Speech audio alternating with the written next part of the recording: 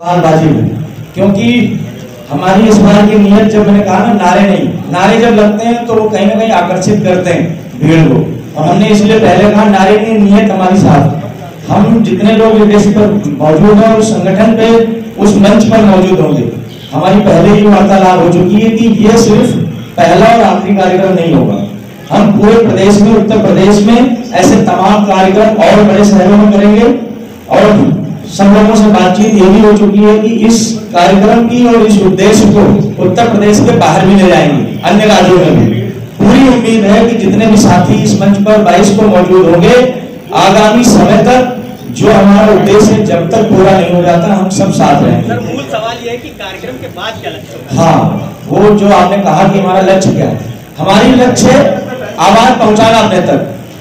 जो समाज कहीं से डरा महसूस कर रहा है अपने आप को कि हमारा कोई रहनुमा नहीं, आज आप देखते होंगे किसी को गौरक्षा के नाम पर मार दिया जाता है, किसी को टोपी लगाने पर मार दिया जाता है, किसी के फ्रिज में कुछ भी रख दिया जाता है, मार दिया जाता है, किसी के घर में वायलिन रखी है उसको मार दिया जाता है।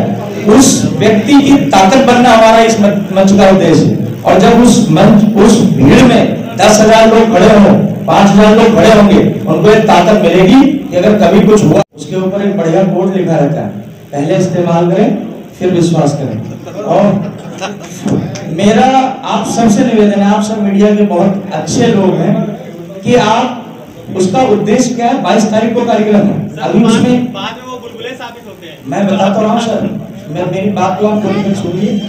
22 तारीख है, अभी 1 हफ्ता है, अभी आपके पास में वक्त है। उससे पहले आप हमको कहीं पे पुकारिए कि आपको यहाँ खड़े होने की आवश्यकता है। अगर हम आपको वहाँ खड़े नहीं मिलते तो आप 22 में लोगों को ना आने का आह्वान कर दीजिए। इस देश में चाहे मुस्लिम हो, चाहे दलित हो, चाहे पिछड़ा हो, कहीं भी आवाज उठी है। मैं क्योंकि अभी भीम आर्मी को रिप्रेजेंट कर रहा हूँ इस प्रेस कॉन्फ्रेंस में, आप इस प्रेस कॉन्फ्रेंस के बाद में मुझे आप वीडियो दिखा दो कि यह घटना हुई और बड़ी यूनिवर्सिटी थी और इसमें भीम आर्मी ने अपना योगदान नहीं दिया। कोई भी आप एक घटना को आगे देखो, हम वहां पर मौजूद रहे और हमने आवाज उठाने का काम किया, और हमारे साथ बड़ी शख्सियत मौजूद है जो देश का प्रतिनिधित्व करती है। तो हमें पूरी उम्मीद है कि ये पहले आप विश्वास कर लेंगे तो ज्यादा अच्छा हो। हमारी तो इससे ज्यादा सख्त हमला होगा तो बदला कहते झाड़ा, तो पूरी जिम्मेदारी अपने को ले लिए कि इससे ज्यादा सख्त हमला होगा, इससे ज्यादा वार किया जाएगा। तो ये बिल्कुल हमको याद आ रहा है, शायद आप लोगों को याद हो कि जिस वक्त हिंदुस्तान और चीन में बात हो रही थी, और नेहरू जी गए हुए थे चीन बातचीत करने अम्ल की, उस वक्त हिंदुस्तान को तसव्वुर भी नहीं था कि चीन हमला कर रहे। उस वक्त जब अमृत की बातचीत चीन से हो रही थी, उस वक्त चीन ने अचानक हमला कर दिया, जिसकी वजह से बहुत बड़ा हिंदुस्तान का नुकसान हो गया था, क्योंकि अमृत की बातचीत हो रही थी। तो यही धोखा अमरीका इसराइल ईरान को दिया कि अमृत की बातचीत के दौरान हमला किया गया, जबकि वो अधिक समझ रहा था कि हमला नहीं होगा, बातचीत होगी। जब बातचीत नाकाम होती है तब कोई फैसला होता है, बातचीत के दौरान हमला किया मतलब है कि बातचीत धोखा है।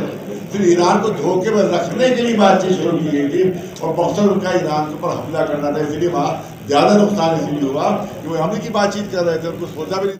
किसी व्यक्ति से लड़ाई नहीं है। आपको हो सकता है किसी के मन में ये भी सवाल हो कि उस मंच पर किसी जाति, किसी धर्म के खिलाफ में कुछ बोला जाएगा, नहीं, किसी जाति के लिए लड़ाई नहीं, किसी धर्म के लिए नहीं, उस सोच के लिए लड़ाई है जो इस देश में दलित, मुस्लिम और पिछड़े को बहुत ही निम्न समझते हैं। उनको लगता है कि ये छोटे लोग हैं और इनको हम दबा पहुंचा लेंगे। बोर्ड की तरफ से ऐलान हो गया था कि तो पहलगाम में जो वाक़या हो गया, लिहाजा उसको सही करते हैं। ये दोबारा आपकी तरफ फिर ऐलान हुआ है कि हम तो दोबारा शुरू करने वाले हैं। जो भी उनका ऐलान होगा तो पूरी तरह से उनका सपोर्ट देंगे, पूरे हिंदुस्तान का साथ दिया जाएगा।